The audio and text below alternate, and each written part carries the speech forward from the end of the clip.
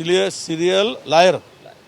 आम्ही तर म्हणतो की महिलाचा घात करणं सिरियल किलर आहे. हे सिरियल किलर आहे. 2023 ज्या वेळेस बहुमताने हे नारी शक्ती वंदन काय आता ते नावं देतात ते त्यांनाच माहीत.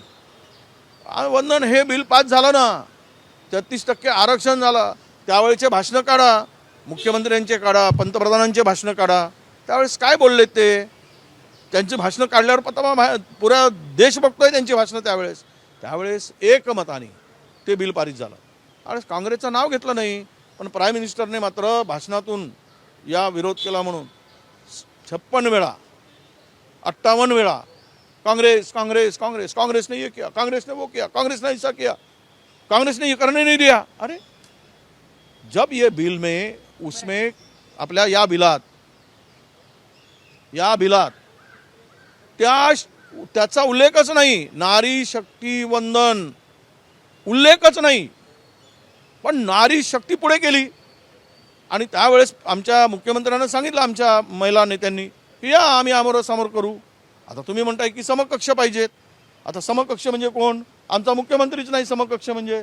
मग दुसऱ्याला मुख्यमंत्री महाराष्ट्रात करावं लागेल आणि दुसरा मुख्यमंत्री महिलांना करून समकक्ष बसवावं लागेल. तर त्यासाठी 6 महिन्यासाठी मुख्यमंत्री करून घ्या आमच्या महिलांना एखाद्या आणि बसून घ्या समोर.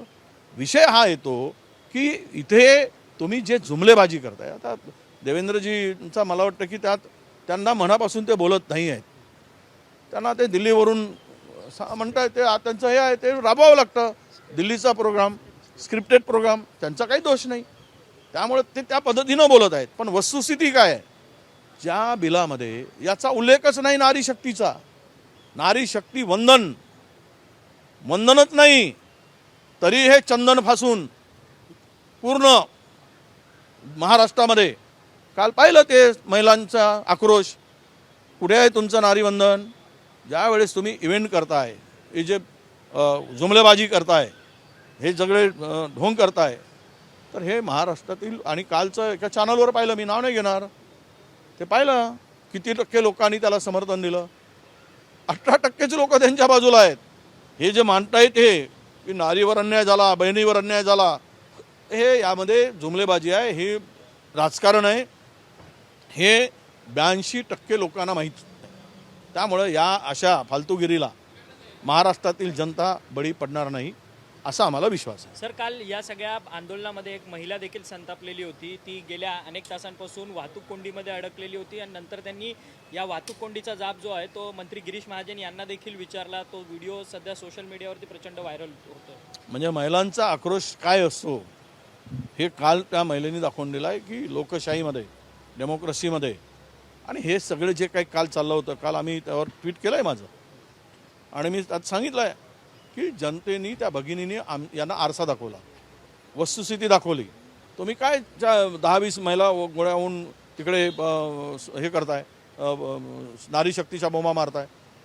त्या सगळ्या गोळा केलेल्या, आणि तुम्ही त्यांच्या मनातूनही तो आवाज निघत नव्हता. पण जो आवाज काल निघाला तो खरा आवाज होता कि ये तुम बकवास कर रहे हो, तुम लोगों के साथ में महिलाओं के साथ में बेईमानी कर रहे हो.